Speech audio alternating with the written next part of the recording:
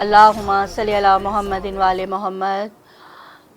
औज़ु बिल्लाहि मिनश्शैतानिर रजीम। बिस्मिल्लाहिर्रहमानिर्रहीम। तमाम तर तारीफ़ें पाक परवरदिगार के लिए और तमाम तर दरूद व सलाम मोहम्मद व आले मोहम्मद के लिए। कायम टीवी कनाडा की जानिब से ज़ाकिरा अहले बैत हिना हैदर। प्रोग्राम हमारे चल रहे हैं इमाम ज़माना के हवाले से, और इसके हवाले से हमारा उन्वान है ग़ैबत और ज़हूर। आज 3 शाबान है और 3 शाबान मंसूब है इमाम हुसैन से, क्योंकि इमाम हुसैन इस दुनिया में 3 शाबान को बज़ाहिर इस दुनिया में आए हैं। शाबान का मतलब क्या है? शाबान कहते किसे हैं? शाबान ऐसे गुंचे को कहते हैं जो फूट पड़े, ऐसी कली को कहते हैं जो खिल जाए, उसे शाबान, अरबी ज़ुबान में शाबान उसे कहा जाता है जो कली फूट पड़े, गुंचा फूट पड़े, खिल जाए। इस शाबान के महीने में वही आए हैं कि वो कली के खिलने को इंसानों के दिल तक ऐसे पहुंचा दें कि इंसान अपने रब की मार्फत हासिल कर ले, अपने रब तक पहुंच जाए।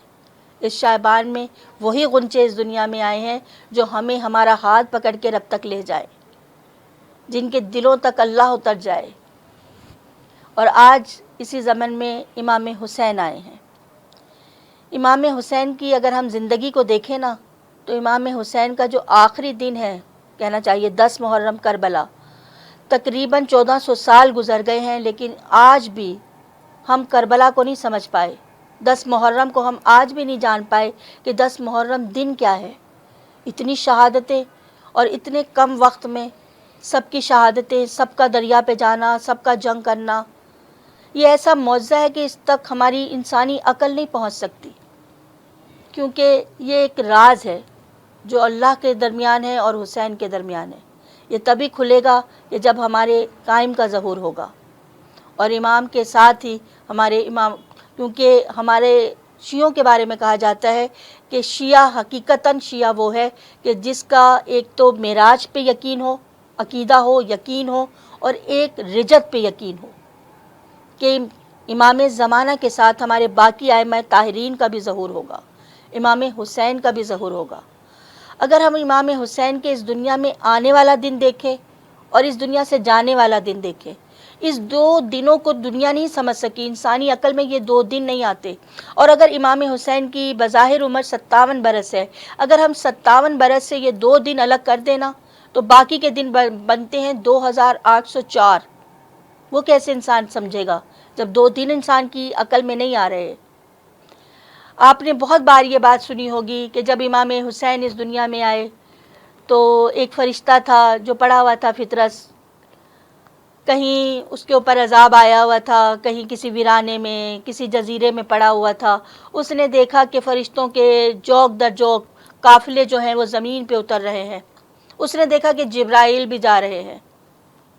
फितरस ने कहा, कहाँ जा रहे हो? कहा, तुम्हें नहीं पता? कहा, नहीं मुझे नहीं पता। कहा, आज रसूल के यहाँ हुसैन आए हैं। आज कहना चाहिए कि परवरदिगार के नबी के घर, रसूल खुदा के घर, उनकी बेटी के घर इमाम हुसैन अलैहिस्सलाम का नज़ूल हुआ है। और फितरस ने कहा, मुझे भी ले चलो। जिब्राइल ने कहा, चलो। यहाँ कुछ सवाल उठते हैं। पहला सवाल तो ये उठता है कि फितरस उस जजीरे में क्यों था? अक्सर उलमा के मुँह से मैंने सुना है ये बात, और बहुत सी किताबों में भी पढ़ी है ये बात, कि फितरस ने दुआ मांगी थी कि परवरदिगार मुझे बालों पर अता हों। और जब फितरस को बालों पर मिल गए तो वो उड़ता फिरता था और गरूर करता था कि देखो मेरी परवाज़ कितनी है। और इसी के जुर्म में परवरदिगार ने फितरस के वो बालों पर छीन लिए कि जिस पर तुम्हें इतना गरूर है, ये बालों पर छीन के परवरदिगार ने उसे एक जजीरे में फेंक दिया। चले, अगर ये बात थोड़ी देर के लिए मान भी ले तो जनाब जिब्राइल के पास क्या ये ताकत थी कि अल्लाह की मर्ज़ी के बग़ैर फितरस को लेके ज़मीन पे आ जाए? यहाँ सोचने की बात है। फितरस कि सिर्फ यही कसूर नहीं था कि उसके बालों पर पे उसको गरूर था।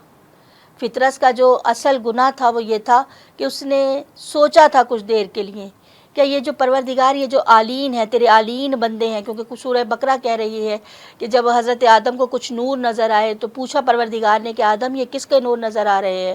کہا مجھے نور محمد نظر آ رہا ہے، نور علی نظر آ رہا ہے، نور فاطمہ نظر آ رہا ہے، نور حسن، امام حسین نظر آ رہا ہے۔ کہا یہ بندے کون ہیں؟ کہ آلین بندے ہیں، ہر کوئی ان بندوں میں سے نہیں ہو سکتا۔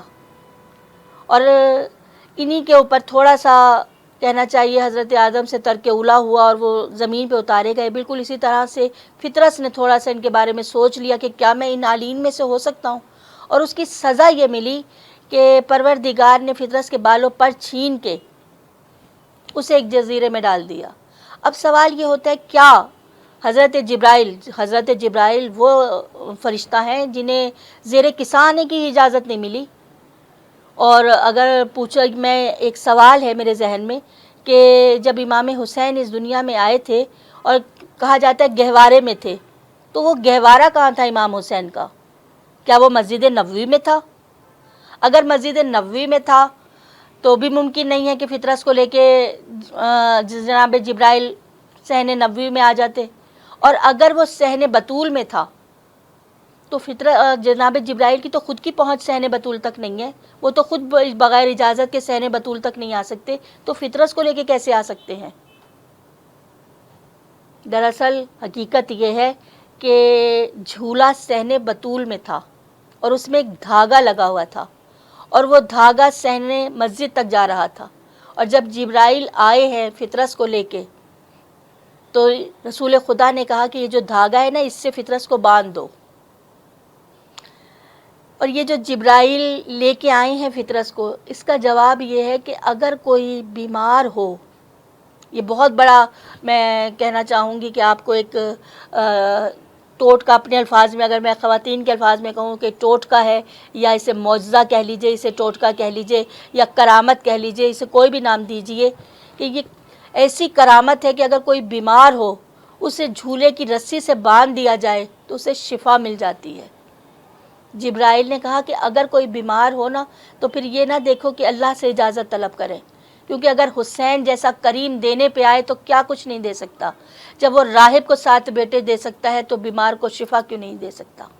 بس جبرائیل دنیا کو بتانا یہ چاہ رہے تھے کہ اگر حسین کے در پہ آ کے ڈوری سے باندھنے سے شفا مل جاتی ہے فرشتے کو، تو عام انسان کیا چیز ہے؟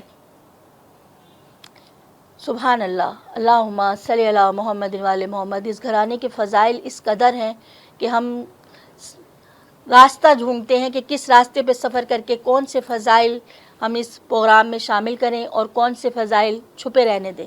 اور جب جناب امام حسین اس دنیا میں آئے ہیں نا، تو جنت کی ایک حور ہے، اور ان کا تذکرہ، جنت کی یہ جو حور ہے ان کا تذکرہ بہار الانوار میں بھی موجود ہے، اور شیخ جعفر شوستری صاحب کی کتاب ہے خصائص الحسین، اس میں بھی ان حور کا تذکرہ موجود ہے کہ جنت کی ایک حور ہے جن کا نام ہے علیہ، عین، لام، یہ اور الف۔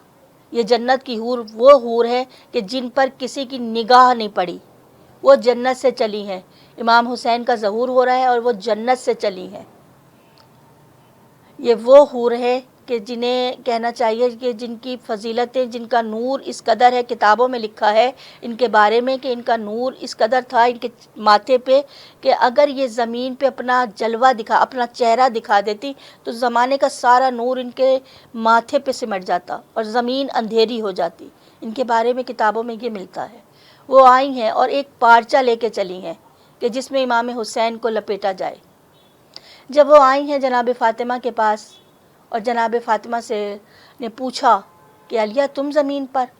کہا ہاں، آج آپ کی گود میں امام حسین آنے والے ہیں، اسی لیے میں جنت کو چھوڑ کے زمین پہ آئی ہوں۔ کہا یہ پارچہ کیوں لائی ہو؟ کہا یہ وہ پارچہ ہے جس میں اس بچے کو لپیٹا جائے گا۔ بی بی نے کہا تم سمجھتی ہو کہ تم حسین کو ہاتھ لگا لو گی؟ یہ میں کتاب بہار الانوار سے پڑھ رہی ہوں، اور شیخ صاحب کی کتاب کا بھی حوالہ دے دیا، شیخ جعفر صاحب کی کتاب خصائص الحسین کا بھی حوالہ دے دیا ہے۔ کیا اس بچے کو ہاتھ لگا سکو گی؟ یہ بہار الانوار میں ہے۔ کہا اس بچے کو ہاتھ لگانا ہر حور کے بس کی بات نہیں ہے، یہ بہت خاص بچہ ہے، یہ بہت کریم بچہ ہے، یہ اللہ کے چنے ہوئے بندوں میں سے ہے۔ انہی کے بارے میں امام حسین کے میں نے کہا نا 2000، جب ہم پہلے دن اور آخری دن کو نہیں سمجھ سکتے، جب پہلے دن فرشتوں کو شفا دے رہے ہیں اور امام حسین کا جھولا نہیں، جھولے سے مس نہیں ہوئے۔ اگر جھولے سے مس ہو جاتے نا تو بھی عقل میں آتی کہ جھولے سے مس ہو گئے، جھولے سے نہیں ڈوری سے مس ہوئے ہیں۔ اور پھر کہتے ہیں کہ فطرت نے پرواز کی ہے، اور پرواز کر کے آسمانوں پہ جا کے کہا ہے کوئی مجھ سے ایسا، میری مثل ہے کوئی؟ میں تو کہتی ہوں پروردگار اب عذاب بھیجنا چاہیے تھا نا، اب ڈالنا چاہیے تھا فطرت کو کسی جزیرے پہ۔ اب غرور کر رہے ہیں کہ میں جو جھولے سے مس ہو کے آیا ہوں، جھولے کی ڈوری سے، ہے کوئی مجھ جیسا؟ کہا یہ نہیں جانتی کہ یہ کس سے مس ہو کے آیا ہے؟ جسے حسین شفا دے دے۔ کیا بات ہے، کتنا بڑا مسئلہ پروردگار نے حل کر دیا۔ ایک چھوٹے سے واقعے حسین کے آنے نے دنیا کا کتنا بڑا مسئلہ حل کر دیا کہ جسے حسین شفا دے دے نا، پھر اس پہ کوئی عتاب نہیں آ سکتا۔ سبحان اللہ، یہ ماشاءاللہ حسین علیہ السلام کی طاقت ہے کہ ان کے عطا کرنے کے بعد، ان کے پر عطا کرنے کے بعد، اگر وہ فرشتہ کہہ رہا ہے آسمانوں میں اڑ کے ہے کوئی مثل، اب ہے رشک فطرت کو، لیکن اس پہ اب عذاب نہیں آ سکتا، کیونکہ حسین شفا دینے والے امام حسین ہیں جو شافع محشر ہیں، جن کے 2804 دن کا ہم حساب کتاب ہی نہیں کر سکتے کہ کیسے گزرے۔ 2 سال کے ہیں امام حسین جب ایک قرآن کی آیت آئی ہے کہ اطاعت کرو اللہ کی، اطاعت کرو اس کے رسول کی، اطیعوا اللہ و اطیعوا الرسول و اطیعوا اولی الامر، جو اولی الامر بندے ہیں۔ یہ امام حسین کے بارے میں آیت آئی ہے۔ 2 سال کے ہیں امام حسین جب یہ آیت کا نزول ہوا ہے کہ اس کی اطاعت کرو، ان کی اطاعت کا حکم دے رہا ہے پروردگار۔ اطاعت کا مطلب یہ نہیں ہے کہ جو حسین کہہ دے ہم مان لیں، اطاعت کا مطلب ہے جس چیز سے روک دے وہاں رک جائیں، جس چیز کا حکم دے دے وہاں آگے بڑھ جائیں۔ اور جب میرے امام کا ظہور ہوگا، ہمارے وقت کے امام کا ظہور ہوگا، تو اس کے ساتھ ساتھ امام حسین علیہ السلام کا بھی ظہور ہوگا، ان کی بھی رجت ہوگی۔ اور یہ رجت کتنے کمال کی ہوگی، ذرا تصور کیجئے کہ امام حسین اگر ظہور کریں گے، جن کا پہلا دن فرشتوں کو شفا دے رہا ہے، ان کا جو ظہور کا دن ہوگا وہ کیسا ہوگا۔ انشاءاللہ پھر کسی پروگرام میں جب ہم ائمہ طاہرین کی رجت کا بیان کریں گے تو امام حسین کی رجت کا بھی ضرور تذکرہ کریں گے۔ امام حسین کے مرتبے کی کیا شان ہے کہ پروردگار نے 1,24,000 انبیاء کی ارواحیں اور پوچھا تھا ہے کوئی جو مجھ سے محبت کرے؟ اور پھر امام حسین نے کہا تھا میں، کسی نبی نے یہ دعویٰ نہیں کیا کہ پروردگار تجھ سے محبت کریں گے۔ امام حسین نے کہا پروردگار میں تجھ سے محبت کروں گا۔ پروردگار نے کہا تھا کہ میں عاشق ہوں رسول خدا کا، میں عاشق ہوں، عشق کرتا ہوں رسول سے، اس لیے عاشق کو اپنے پاس بلایا ہے۔ اے حسین میرا وعدہ ہے جب تو مجھے بلائے گا میں تیرے پاس آؤں گا، کیونکہ تو مجھ سے عشق کرتا ہے۔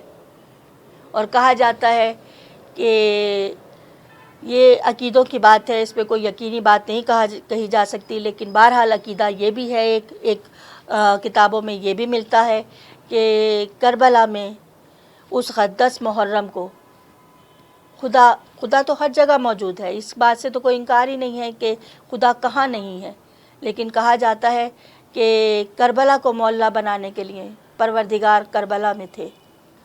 اور امام حسین کے حوالے سے ہم دیکھتے ہیں کہ اگر ہم اللہ کی مسجدوں کے حوالے سے ہم دیکھیں تو اللہ کی کہنا یہی ہے کہ میری مسجد میں کافر نہیں آ سکتے، ہندو نہیں آ سکتے، یہودی نہیں جا سکتے۔ اگر ہم دیکھیں تو مسجد میں نہ یہودی جا سکتے ہیں، نہ ہندو جا سکتے ہیں، نہ عیسائی جا سکتے ہیں، غیر مسلم مسجد میں نہیں جا سکتا۔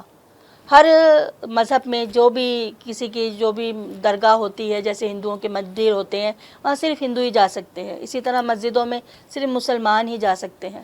لیکن ہم حسین کی ماشاءاللہ مجلس میں دیکھتے ہیں ہر کسی کو آنے کی اجازت ہے، یہودی بھی مجلسوں میں آتے ہیں، جلوس ہو اس میں یہودی بھی آتے ہیں، ہندو بھی آتے ہیں، عیسائی بھی آتے ہیں۔